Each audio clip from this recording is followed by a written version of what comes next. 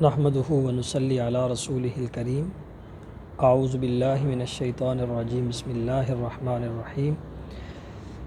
آج کا ہمارا موضوع ہے امانت۔ امانت جو ہے یہ اسلام کے اندر انتہائی اہم موضوع ہے اور اس کی بنیاد پر انسان کا جو ایمان ہے اس کا بھی ٹیسٹ ہوتا ہے۔ یعنی بڑی بنیاد کے اندر ایک حدیث اگر ہم اس کے بارے میں نبی کریم صلی اللہ علیہ وسلم کی پڑھیں،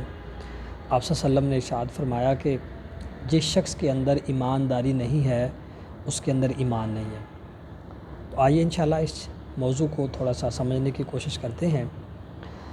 امانت جو ہے اس کے معنی دیانت داری یا سپرد کی ہوئی چیز کے ہوتے ہیں، اور اس سے مراد یہ ہے کہ کوئی شخص اپنی کوئی چیز کسی کو اس کے پاس رکھواتا ہے حفاظت کے لیے، اور جب وہ ضرورت پڑنے پر طلب کرے تو بغیر نقصان یا نفع اٹھائے وہ چیز اس کو واپس کر دی جائے، اسے امانت کہتے ہیں۔ قرآن مجید میں اس کے بارے میں اللہ تعالیٰ نے ارشاد فرمایا ہے،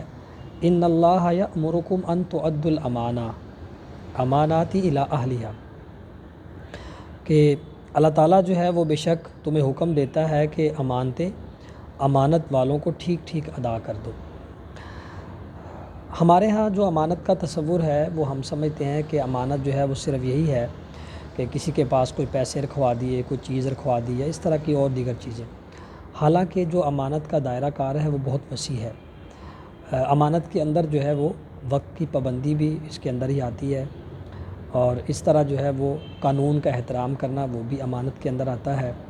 فرائض کی اچھے طریقے سے ادائیگی کرنا یہ بھی امانت کے اندر آتا ہے، اور کسی کا جو راز ہے، کسی کی جو پرائیویٹ کوئی کانفیڈینشیل بات ہے اس کو جو ہے وہ ظاہر نہ کرنا یہ بھی امانت ہے۔ اگر کوئی مشورہ مانگتا ہے تو اس کو اچھا مشورہ دینا یہ بھی امانت ہے۔ تو ہمارا کانسیپٹ جو ہے وہ بڑا لیمیٹڈ سا ہے، جبکہ اسلام نے جو ہمیں اس امانت کا کانسیپٹ دیا ہے وہ بہت وسیع ہے۔ تو یہ ساری چیزیں اس کے اندر آتی ہیں کہ ہم اپنے ملک کے قانون کی اس کا احترام بھی کریں، اس کی پابندی بھی کریں۔ اگر کوئی ہم سے اچھا مشورہ مانگتا ہے تو اس کو اچھا مشورہ دیں۔ کوئی راز کسی کا ہمارے پاس ہے تو اس کی ہم حفاظت کریں، اور وقت کی پابندی، یہ ساری چیزیں آج برے طریقے سے جو ہے وہ ان چیزوں کو پامال کیا جا رہا ہے، ان سب چیزوں کو، تو یہ ساری چیزیں بھی امانت کی ہیں۔ نبی اکرم صلی اللہ علیہ وسلم اور تمام انبیاء ہمارے لیے رول ماڈل ہیں، سب سے بڑھ کر اللہ کے رسول صلی اللہ علیہ وسلم، کہ اللہ تعالیٰ نے ان کو ایک امانت دی تھی دین کی، اور انہوں نے اس امانت کو انتہائی خوبصورت اور اچھے طریقے سے ہم تک جو ہے وہ ڈیلیور کیا، اور اس امانت کو پہنچانے کے لیے ان کو یعنی اپنی جانیں تک جو ہے وہ قربان کرنا پڑی، لیکن انہوں نے یعنی اس کی بالکل پرواہ نہیں کی کہ ہمارے ساتھ کیا ہو رہا ہے۔ نبی اکرم صلی اللہ علیہ وسلم کی حدیث آپ نے ارشاد فرمایا کہ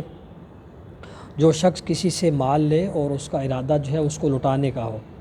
تو اللہ تعالیٰ جو اس کے لیے آسانی پیدا کر دیتے ہیں، اس کا انتظام کر دیتے ہیں، اور اگر اس کا ارادہ لٹانے کا نہیں ہے، خیانت کرنے کا ہے، تو اللہ تعالیٰ اسے تباہ و برباد کر دیتے ہیں۔ میں بھی دنیا میں کچھ فائدہ ہو جائے، کچھ بظاہر انسان کو لگے کہ میں نفع کے اندر ہوں، لیکن حقیقت میں وہ خسارہ ہوتا ہے، دنیا کا بھی اور آخرت کا بھی۔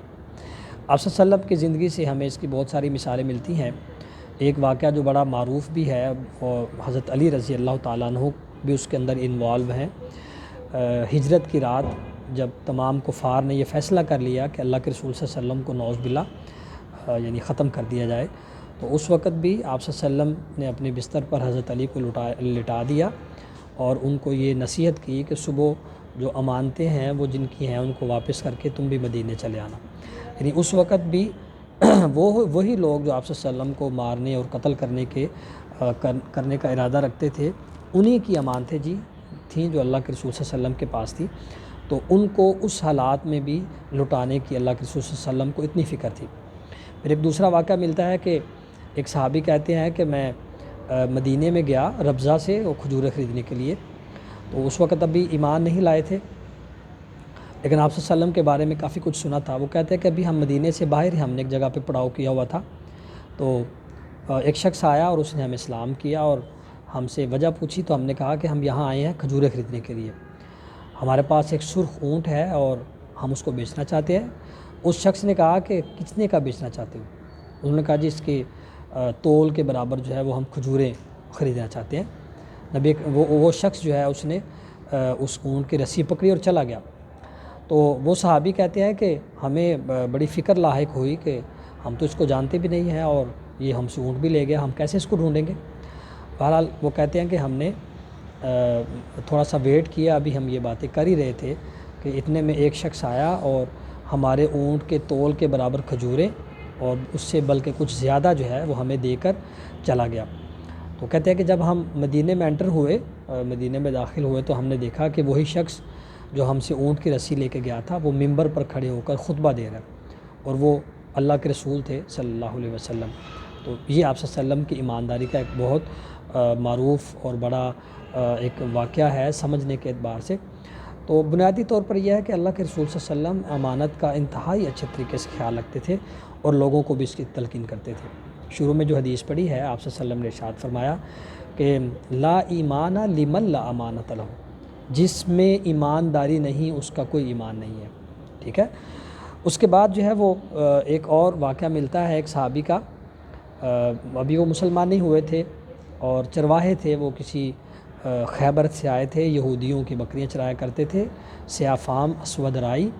نبی اکرم صلی اللہ علیہ وسلم کے پاس صحابہ ان کو لے کر آئے، انہوں نے آپ صلی اللہ علیہ وسلم کی بات کو سنا اور کچھ سوالات کیے، تو آپ صلی اللہ علیہ وسلم نے جب ان کو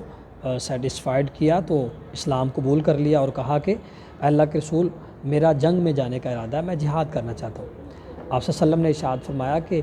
تمہارے پاس جو تمہارے مالک کی بکریاں ہیں یہ اس کی امانت ہے،